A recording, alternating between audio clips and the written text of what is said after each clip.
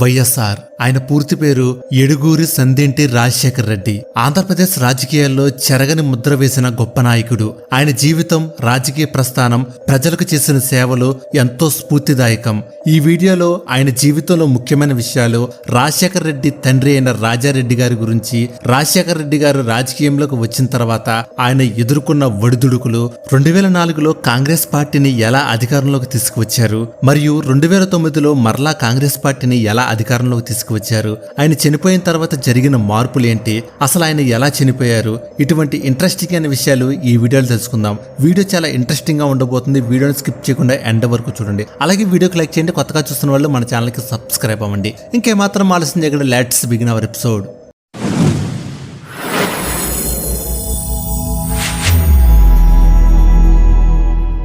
1925లో వెంకటరెడ్డి గంగమ్మ దంపతులకు పులివెందుల్లో జన్మించారు వైఎస్ రాజారెడ్డి. రాజారెడ్డి నాన్నగారు వెంకటరెడ్డి గారు ఆయన 2 పిల్లలు చేసుకున్నారు.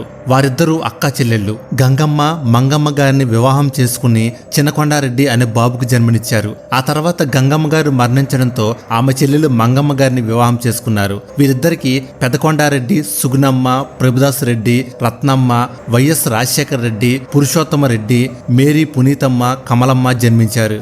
వెంకటరెడ్డి వెంకటేశ్వర స్వామి భక్తులు. ఈ కుటుంబం అంతా వెంకటేశ్వర స్వామిని నిత్యం పూజలు చేసేవారు. అయితే బ్రిటిష్ రాజు 1942లో మతం మారితే కొన్ని ఆస్తులు ఇస్తానని మభ్యపెట్టడంతో వెంకటరెడ్డి మతం మారి క్రిస్టియన్ గా మారారు. అప్పట్లో బ్రిటిష్ వారు మిషనరీ ద్వారా ప్రజలను మభ్యపెట్టి మతం మారితే చదువు, ఆర్థికంగా ఆదుకుంటామని చెప్పి ఎంతో మంది అమాయక ప్రజల్ని మతం మార్చారు. ఈ విధంగా మారిన వారే వెంకటరెడ్డి గారు.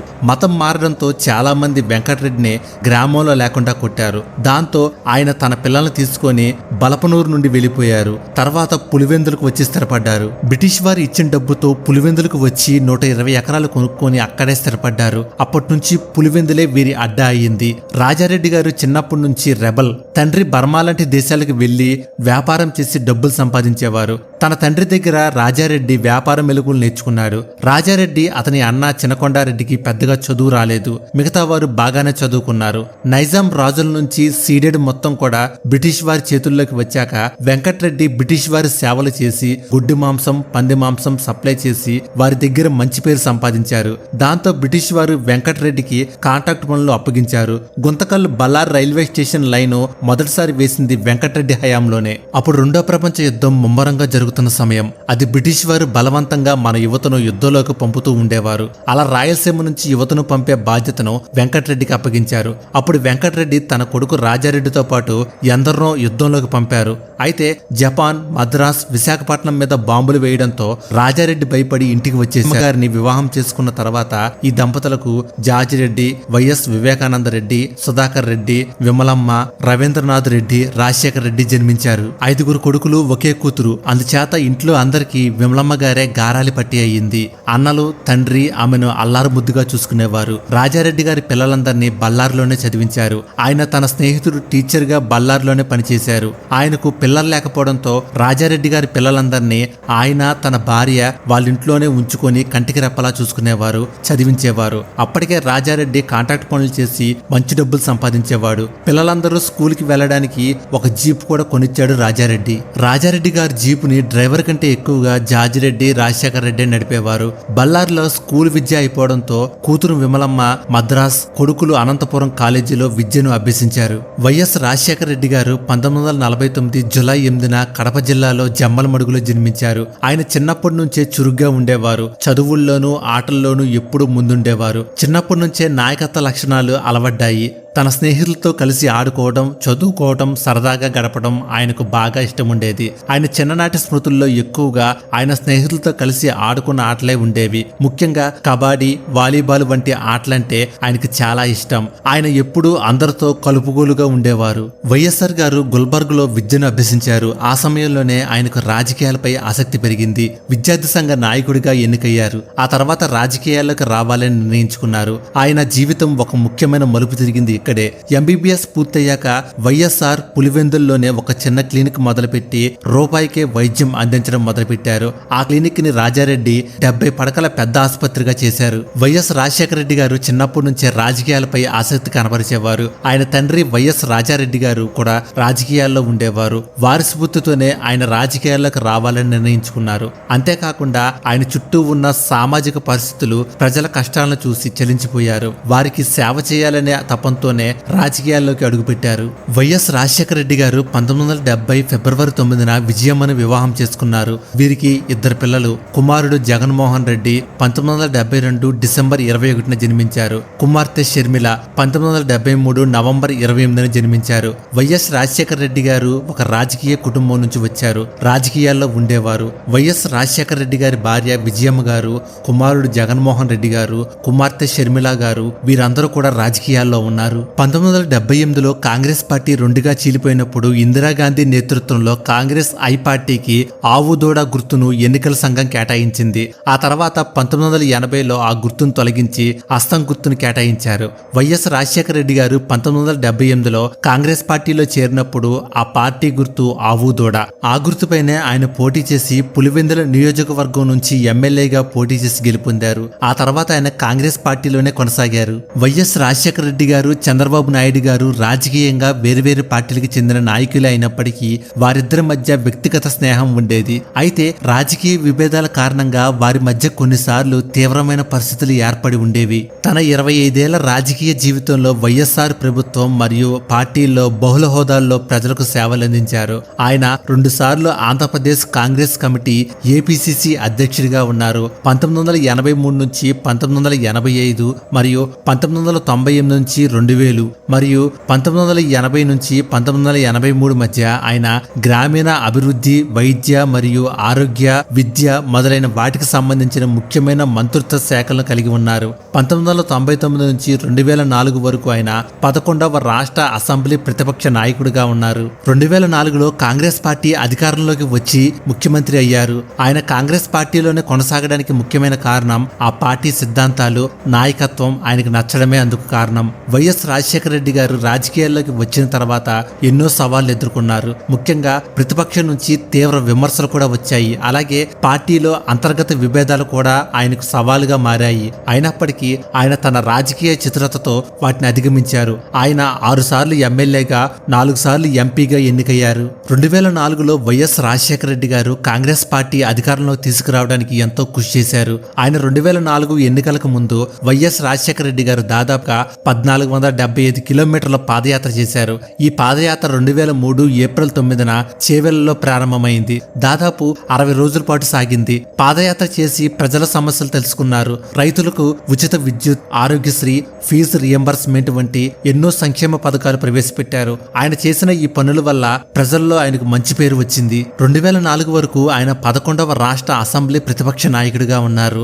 తర్వాత 2004 అసెంబ్లీ ఎన్నికల్లో ఆయన విజయం సాధించడంతో ఆయన ఆంధ్రప్రదేశ్ యొక్క 14వ ముఖ్యమంత్రిగా ప్రమాణ స్వీకారం చేసి పూర్తికాలం పాటు పనిచేశారు. ఆయన 2009లో అసెంబ్లీ ఎన్నికల్లో గెలిచి ఆంధ్రప్రదేశ్ యొక్క 15వ ముఖ్యమంత్రిగా తన పదవీ కాలాన్ని కొనసాగించారు. రాజకీయాల్లో వైఎస్ఆర్ కు చాలా మంది స్నేహితులు ఉన్నారు. వారిలో కొందరు ముఖ్యమైన వ్యక్తులు కె రోసయ్య వైఎస్ఆర్ ముఖ్యమంత్రిగా ఉన్నప్పుడు ఆర్థిక మంత్రిగా పనిచేశారు. జి వెంకటస్వామి వైఎస్ఆర్ మంత్రివర్గంలో కీలక సభ్యుడిగా ఉన్నారు. పి జనార్దన్ రెడ్డి వైఎస్ఆర్ కు అత్యంత స్నేహితుడు, సన్నిహితుడు మంత్రిగా పనిచేశారు. డి శ్రీనివాస్ వైఎస్ఆర్ ప్రభుత్వంలో మంత్రిగా పనిచేశారు. 2004 తన పదవీ కాలం మొదటి రోజున రైతులకు ఉచిత విద్యుత్తును అందించారు. దారిద్ర్య రేఖకు దిగువన నివసిస్తున్న గ్రామీణ ప్రజలు అంటే తెల్ల రేషన్ కార్డు దారులకు రాజీవ్ ఆరోగ్యశ్రీ అని పిలువబడే ఆరోగ్య బీమా కార్యక్రమాన్ని ప్రారంభించబడింది. ఇది గరిష్టంగా 2 లక్షలకు అవసరమైన ఏదైనా శస్త్రచికిత్సకు ఖర్చులు చెల్లించడానికి వీలు కల్పిస్తుంది. ఉచిత ప్రజా అంబులెన్స్ సేవను మొదటగా సత్యం ప్రారంభించబడినప్పటికీ తర్వాత ఆంధ్రప్రదేశ్ ప్రభుత్వం దాన్ని దత్తత తీసుకుంది. పావలా వడ్డీ కార్యక్రమం ద్వారా గ్రామీణ మహిళలు చిన్న వ్యాపారం మరియు వ్యవస్థాపకతను ప్రోత్సహించడానికి 3% వడ్డీ రుణాలను అందించారు. ఇందిరమ్మ ఇల్లు అనేది గ్రామీణ ప్రజలకు భారీ సబ్సిడీతో కూడిన గృహాలను నిర్మించడానికి ప్రారంభించబడిన కార్యక్రమం. ఆకలిని తగ్గించడానికి ₹2 కిలో బియ్యం అందించే పథకం. వెనుకబడిన వర్గాలకు కళాశాల ట్యూషన్ ఫీజు పూర్తి రియంబర్స్మెంట్ మరియు మైనార్టీలకు ఎస్సీలకు రిజర్వేషన్ ఏర్పాటు చేయబడ్డాయి. పదవీ కాలంలో ప్రధాన ప్రాధాన్యత సామాజిక సంక్షేమంపై ఉంది. ఆయన ప్రాజెక్టుల్లో ఎక్కువ భాగం గ్రామీణ పేదరికాన్ని తగ్గించడం లక్ష్యంగా పెట్టుకున్నారు. ఆయన పదవీ కాలం 2004లో పదవీ బాధ్యతలు స్వీకరించినప్పుడు ప్రబలంగా ఉన్న హింసాత్మక తీవ్రవాద వామపక్ష నక్సలైట్ ఉద్యమం గణనీయంగా బలహీనపడింది. ఆయన ప్రవేశపెట్టిన పథకాలు ప్రజలకు ఎంతో మేలు చేశాయి. వైఎస్ రాజశేఖర రెడ్డి గారు ముఖ్యమంత్రిగా ఉన్న సమయంలో ప్రతిపక్ష పార్టీలు అనేక ఆరోపణలు చేశాయి. ముఖ్యంగా ఆయన ప్రభుత్వం అవినీతికి పాల్పడుతుందని, ప్రజాధనాన్ని దుర్వినియోగం చేస్తుందని ఆరోపించాయి. జలయజ్ఞం ప్రాజెక్టుల్లో అవినీతి జరిగిందని, భూములు అక్రమంగా కేటాయించారని ఆరోపణలు గుప్పించాయి. అలాగే రాజశేఖర రెడ్డి గారు కొన్ని వర్గాల ప్రజలకు మాత్రమే ప్రాధాన్యత ఇస్తున్నారని, ప్రాంతీయ వివక్షత చూపిస్తున్నారని కూడా ఆరోపణలు వచ్చాయి. రాజశేఖర రెడ్డి గారు వాటిని చాలా ధైర్యంగా ఎదుర్కొన్నారు. ప్రతిపక్షాల ఆరోపణలో నిజం లేదని వాదించారు. అభివృద్ధి సంక్షేమ పథకాల ద్వారా ప్రజలకు మేలు చేసేందుకు తమ ప్రభుత్వం కృషి చేస్తుందని చెప్పారు. అంతేకాదు అవినీతి ఆరోపణలపై కూడా విచారణకు సిద్ధమని ప్రకటించారు. తన ప్రభుత్వంపై వస్తున్న ఆరోపణలను ఖండించారు. ప్రతిపక్షాల విమర్శలు పట్టించుకోకుండా తన పని తాను చేసుకుంటూ వెళ్లిపోయారు. 2009లో అధికారంలోకి వచ్చాక వైఎస్ రాజశేఖర రెడ్డి గారు దాదాపుగా 4 నెలలు మాత్రమే ముఖ్యమంత్రిగా ఉన్నారు. వైఎస్ రాజశేఖర రెడ్డి గారు ప్రయాణిస్తున్న హెలికాప్టర్ 2009 సెప్టెంబర్ 2న నల్లమల్ల అడవుల్లో కూలిపోయింది. ఆయన చిత్తూరు జిల్లాలో రచ్చబండ కార్యక్రమంలో పాల్గొనడానికి బయలుదేరారు. వాతావరణం అనుకూలంగా లేకపోవడం వల్ల హెలికాప్టర్ ప్రమాదానికి గురయ్యింది. వైఎస్ రాజశేఖర రెడ్డి గారు ప్రయాణిస్తున్న హెలికాప్టర్ 2009 సెప్టెంబర్ 2న ఉదయం 9:35 గల్లంతయింది. ఆ తర్వాత దాదాపుగా 24 గంటలు అంటే సెప్టెంబర్ 3 ఉదయం 8:20 హెలికాప్టర్ శకలాలు గుర్తించారు. ఆ తర్వాత ప్రభుత్వం అధికారికంగా ప్రకటన చేసింది. ప్రమాదం జరిగిన వెంటనే ప్రభుత్వం గాలింపు చర్యలు చేపట్టింది. నల్లమల్ల అడవుల్లో హెలికాప్టర్ కోసం గాలించడానికి ప్రత్యేక బృందాలు ఏర్పాటు చేసింది. వాతావరణం అనుకూలంగా లేకపోవడం వల్ల గాలింపు చర్యలకు ఆటంకం కలిగింది. హెలికాప్టర్ ప్రమాదం జరిగిన తర్వాత సహాయక చర్యల కోసం దాదాపుగా 5,000 మంది సిబ్బందిని మోహరించారు. ఇందులో పోలీసులు, అటవీ శాఖ సిబ్బంది మరియు ప్రత్యేక శిక్షణ పొందిన కమాండోలు కూడా ఉన్నారు. వీరంతా కలిసి నల్లమల్ల అడవుల్లో విస్తృతంగా గాలించారు. ప్రమాదం జరిగిన ప్రదేశం చాలా దట్టమైన అడవి ప్రాంతం. హెలికాప్టర్ శకలాలు చెల్లాచెదురుగా పడిపోయి ఉన్నాయి. సహాయక సిబ్బందికి ఈ శకలాలు గుర్తించడం చాలా కష్టమైంది. హెలికాప్టర్ లో రాజశేఖర రెడ్డి గారితో పాటు మొత్తం 5 ఉన్నారు. వారి పేర్లు డాక్టర్ పి సుబ్రహ్మణ్యం, ఐఏఎస్ అధికారి, ఏఎస్సి వైస్లీ, ముఖ్యమంత్రి chief security officer, group captain KS Bhatia, pilot మరియు ఎంఎస్ రెడ్డి కో పైలట్ ఉన్నారు. వారి మృతదేహాలను పోస్టుమార్టం కోసం తరలించిన తర్వాత రాష్ట్ర ప్రభుత్వం అధికారిక సంతాప దినాలు ప్రకటించింది. రాజశేఖర రెడ్డి గారి అంత్యక్రియలను ఆయన స్వగ్రామమైన పులివెందుల్లో ప్రభుత్వం లాంఛనాలతో నిర్వహించారు. ఈ సమయంలో రాష్ట్ర ప్రజలు విషాదంలో మునిగిపోయారు. అనేక మంది గుండెపోటుతో మరణించారు. రాజశేఖర రెడ్డి గారి అభిమానులు పెద్ద ఎత్తున పులివెందులకు తరలివిచ్చారు. రాష్ట్రంలో దుకాణాలు, వ్యాపార సంస్థలు మూతపడ్డాయి. రాజశేఖర రెడ్డి గారి మరణం తర్వాత రాష్ట్ర రాజకీయాల్లో పరిస్థితులు వేగంగా మారిపోయాయి. కాంగ్రెస్ పార్టీలో నాయకత్వ సమస్య తలెత్తింది. రాజశేఖర రెడ్డి గారు మరణించిన తర్వాత కాంగ్రెస్ పార్టీలో 2 ముఖ్యమంత్రులుగా పనిచేశారు. మొదట కొణిజేటి రోసయ్య గారు 2009 సెప్టెంబర్ 3 నుంచి 2010 నవంబర్ 24 వరకు ముఖ్యమంత్రిగా ఉన్నారు. ఆ తర్వాత నల్లారి కిరణ్ కుమార్ రెడ్డి గారు 2010 నవంబర్ 25 నుంచి 2014 మార్చి 1 వరకు ముఖ్యమంత్రిగా ఉన్నారు. రాజశేఖర రెడ్డి గారి కుమారుడు జగన్మోహన్ రెడ్డి ముఖ్యమంత్రి పదవిని ఆశించారు. కానీ కాంగ్రెస్ అధిష్టానం అందుకు అంగీకరించలేదు. ఈ పరిణామాల నేపథ్యంలో జగన్మోహన్ రెడ్డి కాంగ్రెస్ ప్రభుత్వాన్ని వీడి వైఎస్ఆర్ కాంగ్రెస్ పార్టీని స్థాపించారు.